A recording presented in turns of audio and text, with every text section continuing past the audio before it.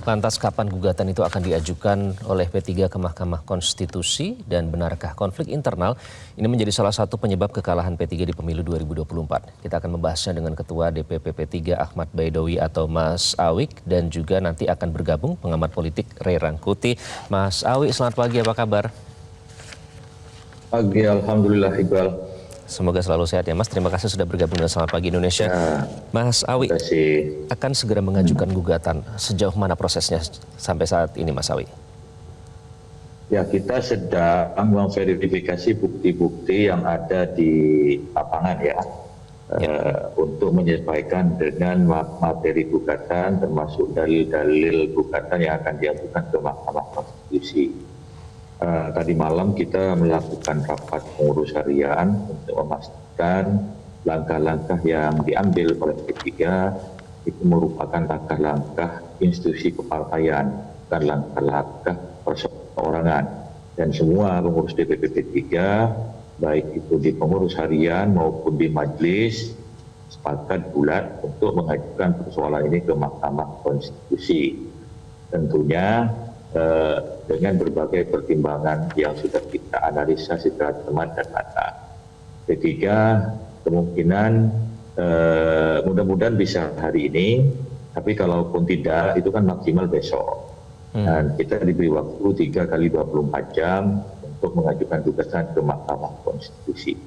Oke, Mas Awi. KPU mengumumkan hasil rekapitulasi nasional. Oke, Mas Awi, sejumlah pihak memprediksi bisa ya mempengaruhi atau melewati parliamentary threshold.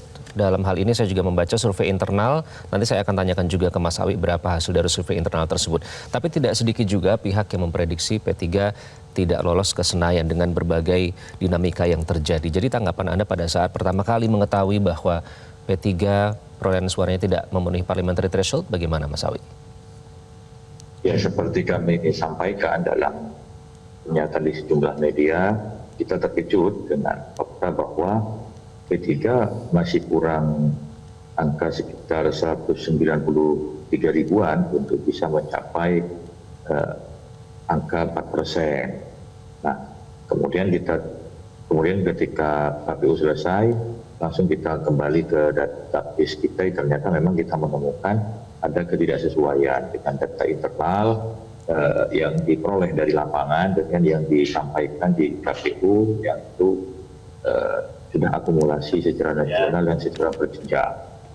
Nah, tapi sekali lagi kita juga KPU sebagai sebuah institusi negara, mereka juga memiliki dasar untuk mengumumkan hasil pemilu setelah mendengarkan seluruh pemaparan dari provinsi-provinsi, tapi kami juga memiliki dasar untuk tidak menyetujui hasil rekapitulasi tersebut ataupun memiliki hak untuk menolak, karena itu yang tersedia dalam Undang-Undang 7 2017 tentang pemilu. Oke, baik, kita sapa dulu Bung Ray. Bung Ray, selamat pagi. Pagi, Bung. Baik, semoga sehat selalu. Bung Ray, apakah Anda sudah memprediksi bahwa P3 ini nanti akan tidak lolos ambang batas parlemen atau seperti apa prediksi Anda sebelumnya? Ya, jujur saya juga agak terkejut dengan ketidaklolosan P3. Ya, karena pertama tentu karena angkanya sangat sedikit gitu ya. Ketidaklolosan ini cuma 0,12% ya kalau kita hitung rata-rata. Nah, yang kedua adalah partai ini kan sebetulnya udah punya basis sendiri lah ya. Sejauh-jauhnya dia turun, dia masih tetap dapat di angka 4% sesuai dengan parliamentary threshold gitu ya.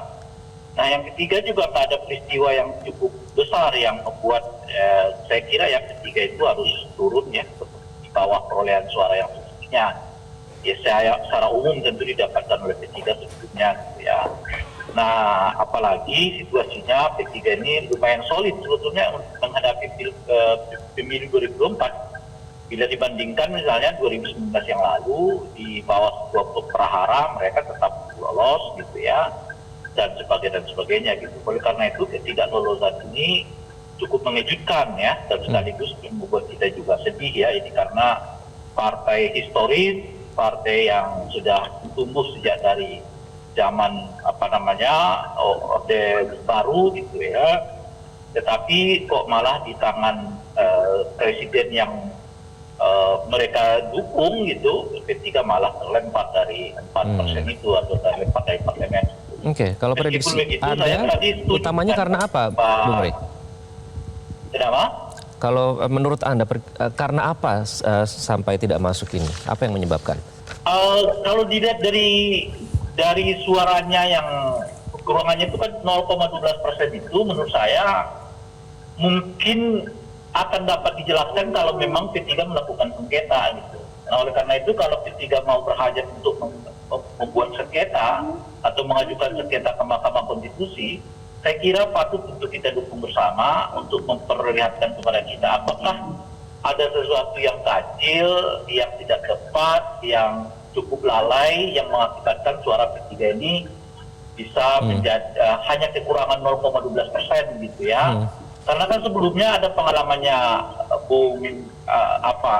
di Jawa Timur kan, di mana beliau mengejar suara itu lalu ketemu dan akhirnya terkonsolidasi gitu. Nah, apakah kemungkinan gejala yang sama sedang dialami oleh P3 juga?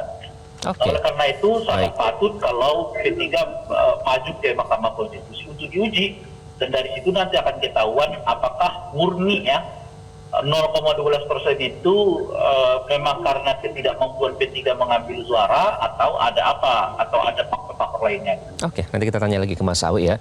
Namun kita harus jeda terlebih dahulu. Pemirsa, Mas Awi dan Bung Rey mohon tetap bersama kami, nanti kami akan kembali. Pemirsa, tetaplah bersama kami dalam Selamat Pagi Indonesia. Jelajahi cara baru mendapatkan informasi. Download Metro TV Extend sekarang.